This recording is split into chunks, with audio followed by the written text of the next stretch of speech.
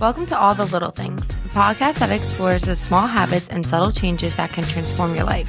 We believe that real, lasting change doesn't come from massive overhauls or big leaps.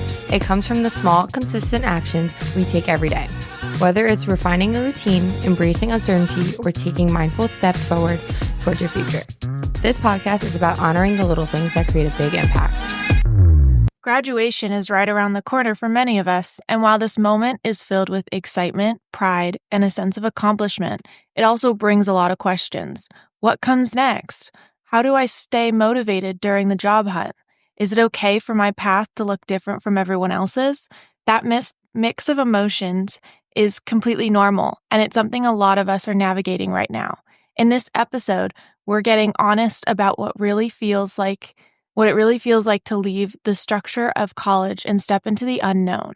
The job search can be overwhelming. It's not always linear, and it doesn't come with guaranteed outcomes. It's tough to stay patient when you're sending out applications and hearing crickets, or watching others land roles while you're still figuring things out. But this season isn't just about landing a job. It's also about building resilience, gaining clarity, and learning how to stay grounded in the process. I'm really excited for today's conversation because it's one that so many of us need to hear. Joining me is Jim Byrnes, Vice President of Operations at Asset Staffing. With 27 years in the staffing and recruiting world, Jim has helped thousands of people launch and reshape their careers through patience, preparation, and perspective. But Jim, before we get into job search strategy and motivation, I'd love to hear what originally sparked your interest in this field. Was there a particular moment early on or before your time at Asset Staffing that helped you realize you wanted to help people find where they belong professionally? No real moment. I was graduating college and I became a broker. Did that, received my licenses, and then went down on before New York Stock Exchange to work for a broker down there and was clerking for him. And then answered an ad in the paper because that's how we found jobs back then. And it was with a staffing agency. I met the owner, and he offered me a job to work for him, placing financial roles. And if I found anything that I liked, I could hop into it. So that was, I guess, 27 years ago.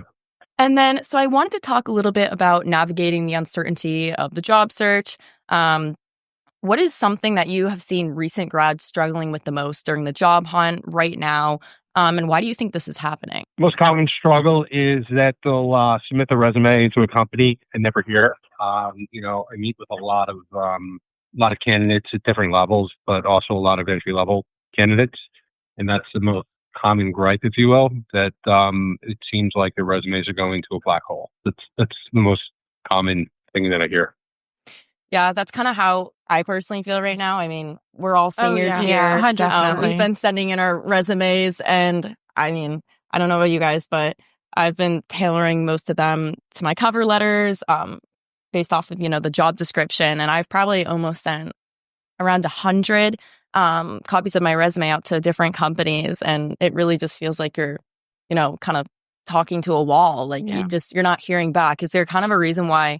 I mean, I know these jobs and these companies are so big and they have a ton of people applying to them, but I mean, you can't really answer everybody. Is there, I don't know, a reason why or any advice that you'd give somebody who needs to stay optimistic during this process? Yeah, when you go through that process, you really have to stay positive. You have to know that there's going to be a lot of rejection. You made a good point, tailoring your cover letter and or resume to the actual specific position. A lot of times these big companies have systems where they'll search out certain keywords rather than looking at experience. So, the first meet your resume is going to have is with an algorithm, if you will. So I think it's important that, you have different versions of your resume tailored to a certain job description. But I think that's kind of that in like a million other candidates applying as well. So with AI, I know that a lot of, students, people in this generation are kind of very tech savvy, understanding how to use it.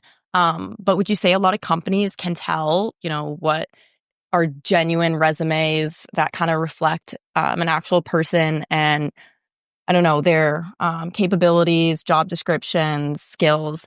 Can they tell the difference, do you think, between that and, an AI version? Is it like noticeable, would you say? Because some people can probably get away with it very well. But I know some companies probably can catch it pretty fast.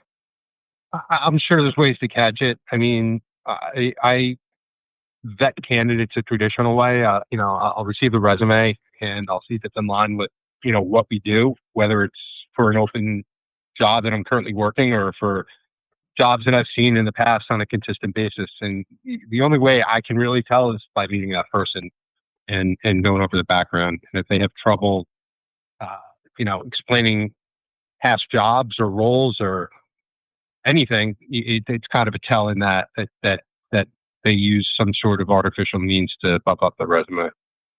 I gotcha. And did you want to ask him? You said that you have to meet with the people to understand if they're the right fit, which makes a ton of sense.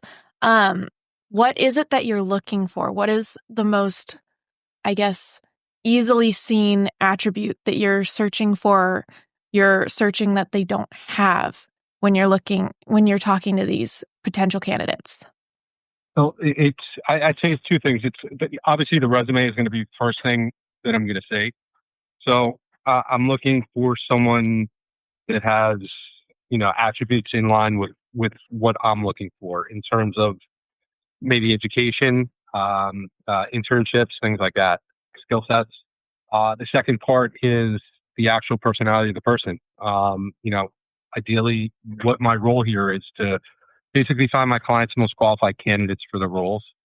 So I see a lot of resumes. I meet with a lot of people. I have to vet them, make sure they're good representation of asset staffing, and make sure they're the most qualified candidate for that role. So, paper is a big thing when evaluating that, but also the personality of the person or candidate, I should say. Someone motivated, eager, energetic, somebody that presents well, corporate professional, somebody that, wants to start their career in whatever field I'm currently recruiting for and, wants to grow within that industry. But, it's kind of two different factors that I weigh in my mind when I'm vetting a candidate. Obviously, like I said, what's on paper, but also to personality of the candidate. I often think, would I want this person working for me? So that's a big thing as well. What would you say one of the most common misconceptions recent grads have about entering the job market, and how would you challenge that thinking with their misconception? I guess it would be the pursuit of the perfect job. I hear a lot of that. I'll see candidates on the first run when I meet with them, and they're looking for a specific role within a specific field. And if I can't provide that for them, I may hear back from them in 3 months or 6 months after their search, and they've kind of exhausted all their methods. I think it's important to go after your goals and try to find that, perfect job. However, it's kind of difficult to do that. What I think is important to do is to align yourself within an organization that maybe can support that end goal of that perfect job. So you may have to take a job that isn't in line with specifically your long-term goals, but would be able to support those long-term goals after, a certain amount of time. Yeah, I would agree with that because I personally feel like there is a lot of pressure to land that perfect job right out of college. And I think, it does appear that it is important to stay open-minded about roles that might not seem like the dream job at first glance. Do you have any stories, or can you think of a time when someone you may have worked with or mentor took on a role that wasn't exactly what they envisioned, but ended up finding new opportunities or growth through it? And what did their journey look like? Yeah, I mean, it happens all the time. There's one individual who actually the other day came up on my LinkedIn feed. I found him a role with the Bank of New York back in, 98, 99.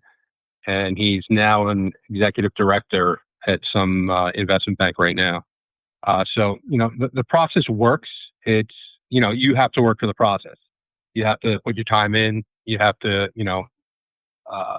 do the work and move up on that ladder. but it does happen. It happens all the time. So we want to talk a little bit about, I guess, the stigma about, people moving home after graduation. Again, I feel like I'm speaking a lot for myself right now, but me personally, like sorry, mom and dad, but don't really want to move home, not looking to move home. But I know there can be good for moving home. What would you say to somebody who feels like that's a step backward, moving home after graduation? I don't think it's a step backwards. I think it's kind of a necessity. You get to regroup, figure out what's important, and maybe target those jobs that you want without any extra pressures of rent or expenses or anything like that. It also makes you a little bit more humble, a lot more hungry to get out. So it's a good idea, a little bit of time, not too much though. Couple months.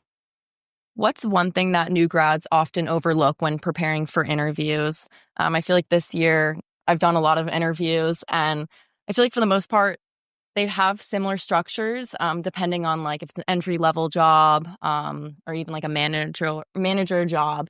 But what is one thing that you would say most people overlook when preparing for actual interviews, and how can they stand out in that area?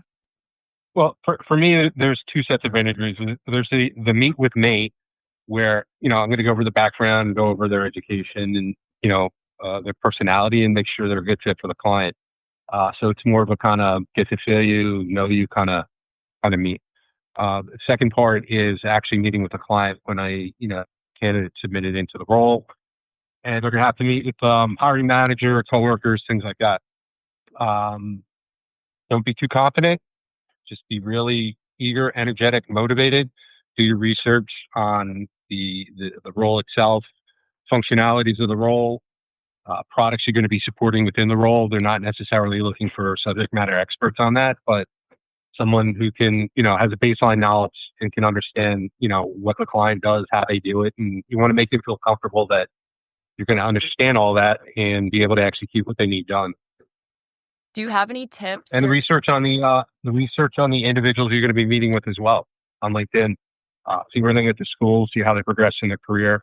All good, talking points to discuss with them during the interview.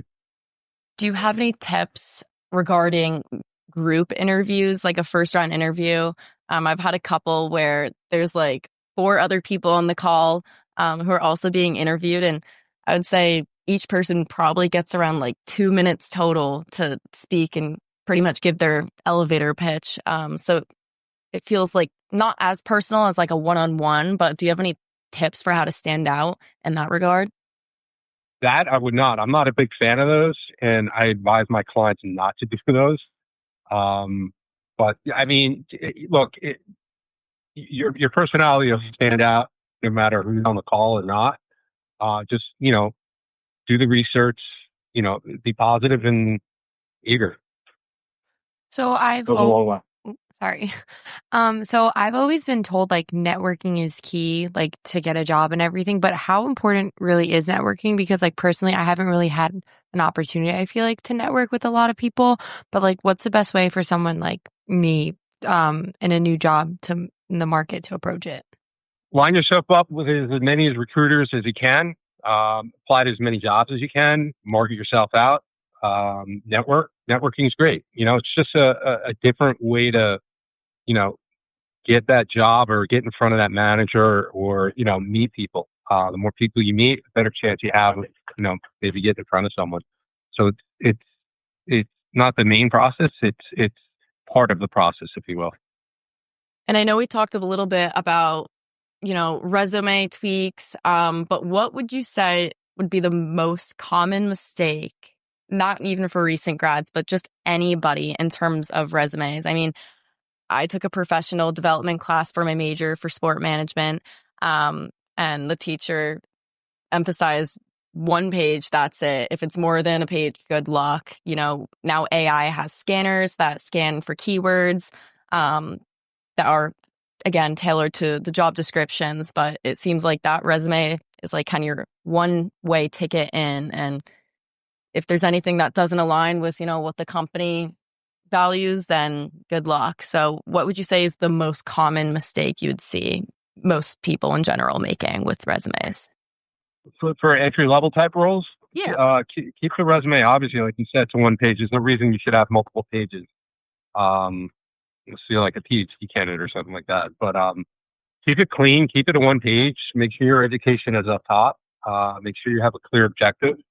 The objective should change for every job that you're applying to, because every job's not the same. And keep in mind those keywords. If they're looking for strong Excel skills, pivot tables, VLOOKUPs, make sure you have that in your resume and cite examples and past internships or roles where you've used it. But not specific to that, but anything they may be asking for that wouldn't be on your resume that maybe should be, that you've done or you've had experience with, definitely include it. Based on the job description. And what's one small change a job seeker can make today that could have the biggest impact on them in the job search? Small change. Just apply, and stay positive. You apply directly through the company's website. Like you said, network, and try to reach out to as many third-party recruiters and make sure they're legit, obviously. But, those recruiters, that spend for most of those companies, at least on my end with my clients, comes from a different headcount and a different budget. We primarily staff within the contingent workforce space, so they're temporary consulting jobs, which tend to be longer term and convert a lot of times into permanent roles.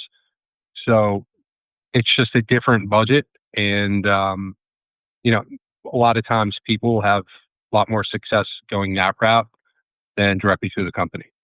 So align yourself with as many recruiters as you can and get that resume out there.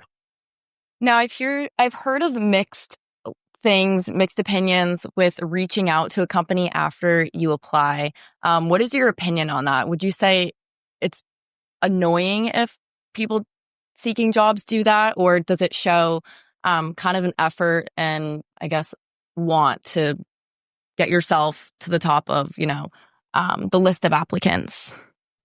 Well, I encourage individuals that I meet with that I intend on using to reach out to me on a weekly basis. Email, call, text, whatever it is. Hey, it's Jim. I'm still available. Let me know if you have anything going on. It's important. It's not an annoyance at all. And it definitely does show eagerness to work and, motivation. Perfect. Well, Jim, this has been such an insightful conversation. Some of the key takeaways I got out of this conversation is that, rejection can be normal, especially right now in this competitive market. You have to stay open-minded to the unexpected because different doors may open that you may least expect. And that small steps and minor tweaks to your resume and cover letters can lead to real momentum. But before we wrap up, is there anything else you'd like to share? Any last piece of advice for someone who's about to graduate and step into this new chapter of life? Just stay positive and continue the search and send out as many resumes as you can. Stay diligent about it. LinkedIn, job boards, whatever it may be, something will pop, and good luck with everything. And where can people connect with you to learn more about your work? They can email me, jim@assetstaffing.com. I'd be more than happy to speak with anyone. Send me your resume and do what I can do. We staff in multiple different states as well. So, Jim, thank you so much for sharing your wisdom and stories with us today. Your expertise in helping people find their path is a huge encouragement to anyone navigating what's next. If you enjoyed today's episode, please take a moment to like, follow, and share this episode, and a reminder to follow us on Instagram at @all_the_little_things. If this conversation resonated with you, send it to a friend who's also figuring out life after college. We're all in this together. Thank you again for listening.